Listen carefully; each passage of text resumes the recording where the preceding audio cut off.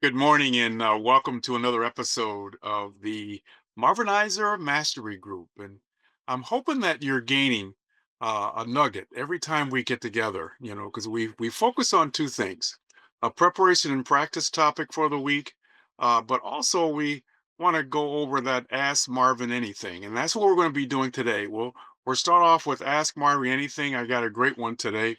And then we'll get into our preparation and practice topic, which is a continuation of what we started last week.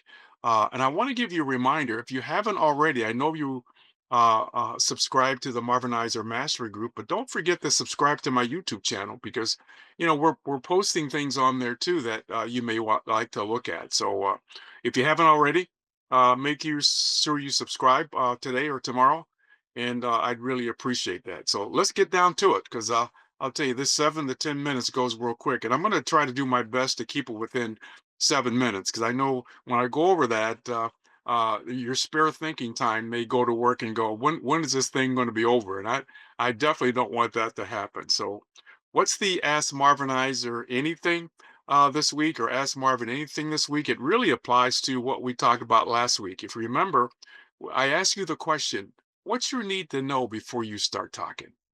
Remember, it's not about doing a presentation. It's all about asking questions and listening, assessing, qualifying, discovery, exploration, meaning you're there to find out if there's a true need, for the product or service that you have. And here's the question. The question actually speaks to what I'm going to talk about today, which is how do you ask the question about making sure you are talking to the decision maker without making the person that you're talking to feel like they're less than. And I said, wow, that's a good one because I've over the last 35, 36 plus years, I've gotten that quite a bit, especially when I'm on site, doing training. And part of the practicing is how do you ask that question without insulting the person that you're talking to? Well, it's pretty simple. There's two ways that I like to do it. One, sometimes I'll say, hey, you know what? I've been involved in these situations long enough to know that there's usually more than one person that's going to be involved in this process of determining who's going to come in and provide this service to you. Who would those two or three people be in your company? That's a great way to cushion it. Or sometimes you can just be direct and say, "Hey, besides yourself, who else is going to be a part of deciding which direction you're going to go into?" And the reason why I'm asking you is I want to make sure that when we have our first meeting, we have everybody at the table, so it's going to save you some time, you know, uh, uh, uh, uh, during the process here. So, two ways to ask. Either ask based on experience. Hey, look, I know that there's usually two or three people involved, especially a company the size of yours. Let's make sure we get all those people at the table so we can save yourself some time. Or just say, be direct and say, hey, look, besides yourself, who else is going to be involved? I want to make sure that when we do have this meeting, we have everybody that's supposed to be at the table so we don't have to have two or three meetings. So you've got to ask that question because you can spend a lot of time in areas with people who don't have the full responsibility to pull the trigger. So let's use that as a lead into your need to know. And I'm going to talk about two need to know. I want to continue on with the decision maker thing, but then I also want to talk about another area that I work at. Actually, I call them the Fab Five. Between this week and next week, if I can get through all of them, I want to talk about my Fab Five, the five specific areas that I like to probe, to make sure that I have the answers to these. Because if you get too far into the discussion and you put this solution together without asking them, they'll either come up at the end as an objection or it will prevent you from getting a closure for commitment because you haven't addressed these things. So let's talk about the decision maker. When do you ask that? Well, I try to bring that up when I'm scheduling the meeting. It's a little too late to talk about are you the decision maker, so to speak, at the meeting. You don't want to have happen at the meeting. They look at you and go, "Oh my goodness, I should have had Mister or Miss this here at the meeting." Well, now it's too late. Or they say to you, "Hey, thanks for coming out today, Jim. I'm going to share this information with the real decision maker because, it's really not me."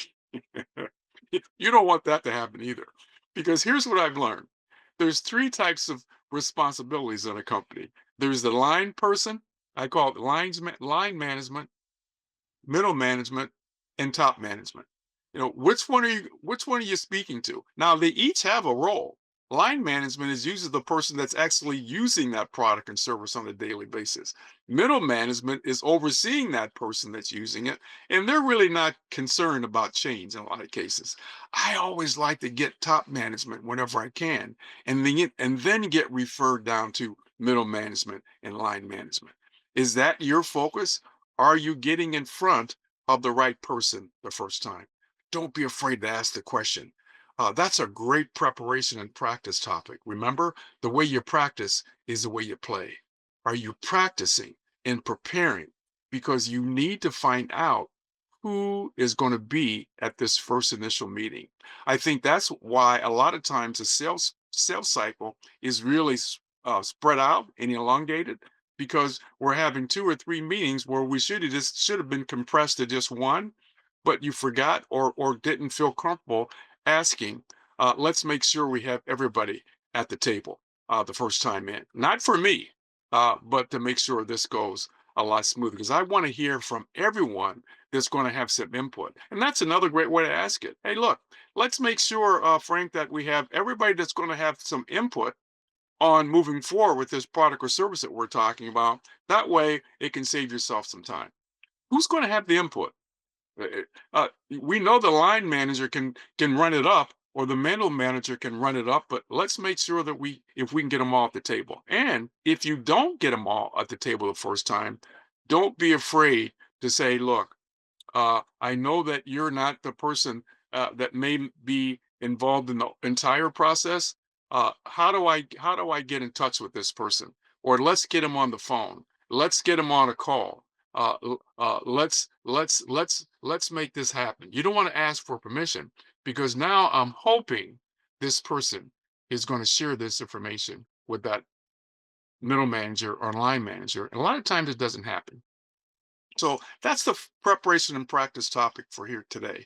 Let me throw one more in for you, because I got 9:07. So we got another. I'm gonna squeeze one more in, and then we'll call it a morning. Another area that I like, to part of my Fab Five.